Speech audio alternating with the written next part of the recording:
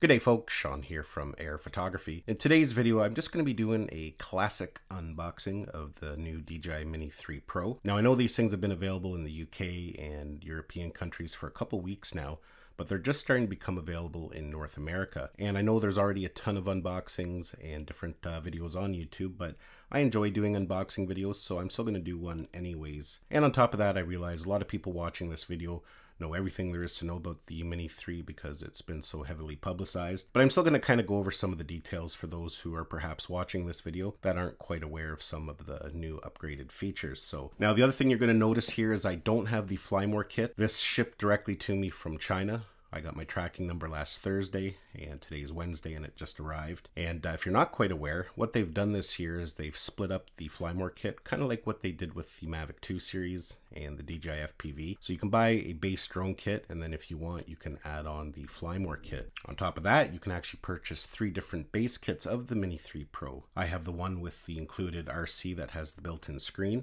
This comes in at $909. You can also get a version that comes with the RC N1 controller that we've seen in the past with many DJI drones, and it comes in at $759, I believe. And finally, you can buy it just as the drone itself if you already have a controller. Now, some of those other packages aren't quite available yet, but they should be shortly. Now, personally myself, I decided to go with the version that has the built-in screen. Even though it's not quite as bright as the RC Pro, it's still 700 nits, and it's a sustained 700 nits, so that's very important. If you've ever flown with an iPhone on a hot day, you know that the screen can get very dim. So I'm very curious about this remote and how it's going to perform on sunny days. So let's go ahead, we'll open it up here, and we can see the drone's there just at the top. We'll pull it out, set it to the side. Then down here at the bottom we have the controller, and then it looks here like we have our accessory package. So we'll start with it first. As you can see here, we get 2 spare propellers and a screwdriver to change the propellers. And here we have a USB-C to USB-C charging and data cable. Now, one thing you are going to notice that's missing from this package is they no longer include a charger, so you will have to purchase one separately. Now, many of us have chargers that are compatible. They recommend a 30 watt. Then lastly here we have all our literature, quick start guide, and if you want the full user manual, you will have to go to the DJI website, go to the Mini 3 page, and you can click on downloads, and from there you can get the full version. So we're going to go ahead here, we're going to start with the new RC. And as you can see, it does have a built-in screen, and actually it's quite a bit lighter than I was anticipating. I have the RC Pro, which is pretty heavy, but I would say it's more in line with the RC N1 weight-wise, but you know, it does actually feel fairly good in the hand. It's very comfortable. At the bottom here we have a USB-C port for charging. We have a door, and underneath that we have another USB-C port, and I do believe that's for connecting accessories. And beside that we have a memory card slot. We have 2 connectors here at the bottom. A lot of people use them for lanyards, and there's other accessories that we've seen in the past that can make use of them. On the back here we have a customizable C1 and C2 button. Our sticks are stored there at the top. Let's go ahead here and we're going to put the thumb sticks on. Now, one unfortunate thing here is they've changed the design again of these thumb screws, the way they connect, so none of your other ones will be compatible with it. And they don't give you any spares in the box anymore, so that is a little unfortunate because these can be fairly easy to lose. It's highly recommended at some point to order a spare. Let's go ahead and we'll take a look at the drone here. Now, I'm sure we've all seen hundreds of videos and photos of this, and it's quite a different design approach that they've taken with the Mini 3 compared to what they have had in the past. And there we go there. You can see we have the power button here on the top. We have some stickers on it that we will have to remove. Just checking the battery level here, you'll notice that the LEDs won't light up. And that's because when they ship these drones, they put the battery into kind of a safe shipping mode. They do have to be activated first, and you activate them just simply by plugging them in to charge it. So let's go ahead here, let's unfold it. You can see it does unfold a little bit differently than the other Mini series that they sell. Sticker at the back that we will remove. Let's go ahead and we'll remove the gimbal guard. We got a piece of protective foam there. Again, that's mainly for shipping purposes. Now, the battery design of this is a little bit different than the original Mini and the Mini 2. With it, we had a door that we had to lift up to take the battery out. But as you can see here, the battery just slides out of the back. There's 2 buttons on either side of it. And this drone is under 249 grams, so that's very important in some countries. Other countries not so much, but they also sell a plus battery, and it's rated to fly for 47 minutes. The only thing with that battery, however, it will put the drone over 250 grams. So for some people that battery just won't work, and in fact I believe there are some countries that they're not going to be selling it in. You can see the gimbal assembly here is quite a bit different than what DJI has done in the past, but what that does allow is for the camera to turn vertically. So if you're a person who likes to film for social media, you can get your content already in a nice vertical format. So you're making full use of the sensor. Now at this point, I'm just going to go ahead and pause the video. I'm going to get this battery charged up so we can go ahead and finish up the setup procedure. So I went ahead and got everything charged up here. You can see we've got full bars on the drone. Now I just topped off the controller. You can see we got 3 bars there, but that's enough to get the firmware updated anyways. Now, if you're brand new to drones, this is going to be maybe perhaps your very first drone. There's a couple things we need to do before we can fly it. First of all, we got to put some memory into it. So we'll just slide that in the back there. And as you can see there, it goes in upside down.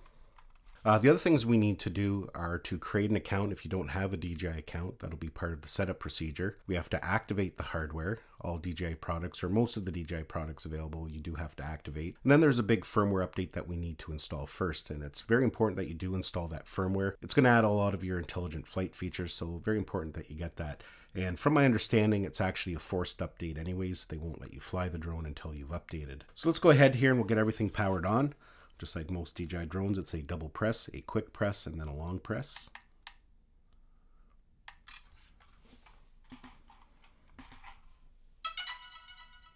And then we'll power on the controller. Again, quick press and long press.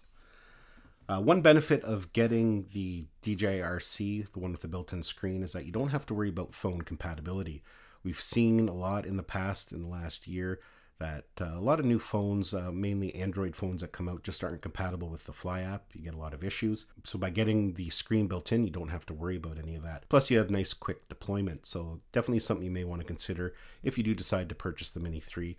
Get the one with the built-in screen. So let's go ahead here and we'll run through the setup procedure. At some point we will have to connect the controller to my home Wi-Fi just so we can download the update. So we'll hit next. We'll agree to their terms and services. And I am located in Canada, so we'll just do a quick search for Canada. There it is there. So here it's asking us to connect to our Wi-Fi. For some reason it's listing my Wi-Fi twice. We'll set our time zone. Now at this next screen here, it's asking us to log in. So if you don't have a DJI account, you can see at the top there, you can click on it to create one. So we've logged in, and here's the screen where it's asking us to activate. So here we go. I don't know if you can see on the screen there. I'll bring it up a little closer. So it is showing us there that we do have a firmware update, and it's also telling us that the aircraft is unable to take off. So indeed it is a forced update, so you will need to update it before you can fly. So we'll just hit it, install. Gives us a list here of everything that's going to be installed, and then we'll just hit update, and we'll let it do its thing.